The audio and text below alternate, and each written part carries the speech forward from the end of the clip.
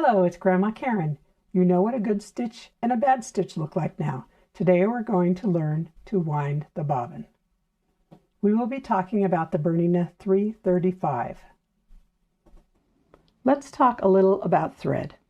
We will talk more about thread in several other lessons. I found that some beginners are frustrated when they try to find the start of the thread on a new spool of thread. These two spools have a slit where the beginning of the thread is. I call it the thread tail. On the left thread, the tail is in the slit. With the right thread, I have to peel the paper label back a little to see the slit. If the slit is hard to see, use a marker to make the slit easier to find. When you take the thread off the machine to put it away, this slit is where you can park the thread tail to keep the threads from getting tangled. We will talk about other ways to find the thread tail in another lesson. Before the thread goes onto the spool pin, you may have to pierce the paper label to find the hole. You could just tear the paper off, but there is often useful information on the label, so I don't usually tear it off. Instead, I use a small pair of scissors or a metal nail file and punch a hole in the paper at each end of the spool. Spools of thread come in lots of sizes and shapes. We are going to look closely at the way thread is wound onto spools. The threads in this photo are called stacked threads. The threads form a kind of stack like a smokestack. It is wound onto the spool one row on top of the next row. The rows go up the spool and then back down the spool. Stacked spools need to spin while you are sewing. Look at this ribbon. If I pull from the side of the spool, it comes off straight. If I pull the ribbon from the top or the bottom of the spool, the ribbon begins to twist and twist with each round that it comes off. If the stacked thread is coming from the side, like this spool right here, then it is not getting twisted. It is just staying straight as it goes, and that will give you good tension. It needs to spin when it's coming off the spool. These spools have the thread round around the spool in a different way. The thread crosses over itself diagonally each time it goes around the spool. This is called cross-wound thread. The thread needs to come off the top of the spool so it doesn't twist. It is opposite from stacked thread. The thread does not spin, it just comes off the top. So why do we need to know the difference between these two kinds of thread spools? Because we need to put the spool of thread on the correct spool pin so that it unwinds the correct way. Remember that there are two different spool pins, horizontal and vertical. Some machines, like this one, have both kinds. Some machines only have a vertical and others only have a horizontal spool pin. Stacked thread goes on the vertical spool pin so it can spin around without getting twisted. For some spools, it may make a difference if the spool is spinning clockwise or counterclockwise. Follow the diagrams in your machine's guidebook. Cross-wound threads go on the horizontal spool pin so it can pull off the top of the spool. This stitch note is to help reinforce this principle. If you are having problems with bad stitches or breaking threads, try to follow this. Stacked thread does best on the vertical spool pin. Cross-wound thread does best on the horizontal spool pin. Your sewing machine has two threads. One is called the top thread. It comes from a spool of thread. The other is called the bobbin thread. This is a bobbin. The bobbin goes in the bobbin case and then into your machine. A bobbin will hold a lot of thread, and then eventually it will run out and you'll have to put more thread on it again. You must use Bernina bobbins. Get them from your Bernina dealer. Other bobbins may look similar, but they will not be the exact fit. Here is a stitch note to help you remember something important. It says, using the wrong bobbin in your machine can cause bad stitches, bad tension, and can cause thread jams. Bernina has several types of bobbins. Your machine takes the silver bobbins. The blue arrow is pointing to your type of bobbin. The brown arrow points to an older version of the silver bobbin. It also fits in your machine. Let me show you how to thread the machine from the vertical spool pin. Pull the spool pin up into place. I put my stacked thread here. If the spool is very large, I will put a foam disc on the spool pin. The spool should be turning clockwise. Turn the spool over because this is not going clockwise. I'm going to turn it over, and now it's working, and that's all you have to do. Take the thread tail over to this tiny little loop thread guide. Place the thread on the right side of the loop and pull to the left. So I'm going to put it right down there and I'm going to pull over to the left and see it went inside. Go around the front of this pre-tension stud. There is an arrow on the machine to help you know the correct direction. In our last lesson we learned about tension. This little pre-tension disc makes the thread going to the bobbin winder have the same amount of tightness the whole time the bobbin is winding. As you bring the thread over, the thread is crossing over itself right here.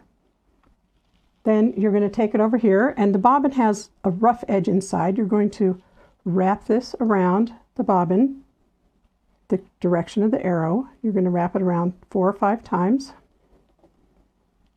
Then I'm going to make sure my machine is on. You want to turn your speed lever to about halfway. If you don't know how to do that, go back to lesson 5.3. You want it to be about half speed. You don't want it to go very fast. Your machine has a separate motor for the bobbin winder. You do not need to push the foot control to make it go. Just push this engaging lever to the left. And you can see that it's spinning around on there. This will automatically pop over when it is full, but I'm going to stop it sooner. You can stop it any time you want when it has the amount of thread that you want on it. You can now remove the bobbin and cut the thread using the cutter on the right side of this bobbin engaging lever, like that. This photo is a close-up of the threading path from the vertical spool pin that I've marked with the marker. Maybe this will make it seem a little easier to you. Now to wind the bobbin from the horizontal spool pin for your cross-wound threads. The foam disc should be on the spool pin first, and you're also going to need a spool disc. Your sewing machine came with 3 different size spool discs.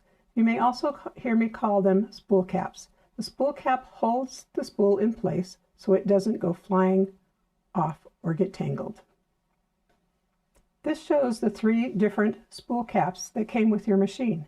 I placed the caps in front of the spools of thread that I would use them with. Okay, so I'm going to put this on here. I'm going to put the spool cap, and you want to try to make sure that as it's spinning that it never gets caught on the spool cap. That will help you know what size to get. And I'm going to take this, and I'm going to now, instead of using this tiny little thread guide over here, I'm going to take it onto the rear thread guide. I'm going to hold the thread between my 2 hands, put it underneath, and I'm just going to pull up, and that catches in there. And then the rest of the way goes the same. Go around the pre-tension stud there. Then I'm going to wrap it around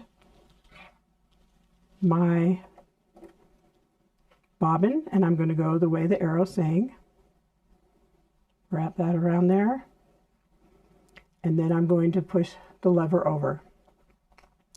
If when I start this it isn't really spinning and catching, then just wrap it around a few more times, or sometimes holding this thread right here with your fingers will help it engage. And this is the same way. Just keep going until it is as full as you want it, or it will stop automatically when it is full. When I'm done, pull it off, use the thread guide, and cut the end. This photo is a close-up of the threading path from the horizontal spool pin. What does a well-wound bobbin look like? The top photo shows you. The thread is even from the top to the bobbin, and it looks tight. The bottom photo shows what happens if the thread is not around the pre-tension stud correctly. The thread is not stacked evenly, and it is mushy on the bobbin or loose and stringy. You cannot use this kind of bobbin in your machine. You will have terrible stitches. If you don't have the thread wrapped around the bobbin correctly, it can wind onto the bobbin winder stud instead of around the bobbin. If you see this, stop winding the bobbin and push the engaging lever to the right. Take the bobbin off and unwind the thread that is on the bobbin incorrectly, and then start again. Trim off any threads sticking up on the bobbin or going over the edge. They can interfere with the bobbin and can cause bad stitches. Here is another stitch note to help you remember. For better stitches, cut off the thread tails close to the bobbin. Do not have thread wrapping over the edge of the bobbin. Sometimes when you turn on your machine, you may hear this small sound. Right here, there's a small sound. Can you hear it? It's the bobbin winder. The engaging lever can be accidentally pushed to the right. Just push the lever back to the left and the noise will stop. It's time for your homework. Show your mentor that you can do the following. 1. Show or describe the difference between cross-wound and stacked threads. 2. Put your spool of thread on the correct spool pin using the foam under the spool when it's needed. Use the correct spool cap if it's needed. 3. Turn the speed down. 4. Properly wind the bobbin. 5. Use the thread cutter on the bobbin winder lever to cut the thread. In our next lesson, we will learn to thread the top of the machine and put the bobbin into the machine. See you next time. And here's a note to the mentor. In our next lesson, you will need thread, a bobbin with thread on it, and the sewing machine. We will learn to thread the top of the machine and learn to thread the bobbin. Having the guidebook handy will be helpful. See the mentor's note from Lesson 6 for thread recommendations. Thank you for helping someone learn to sew.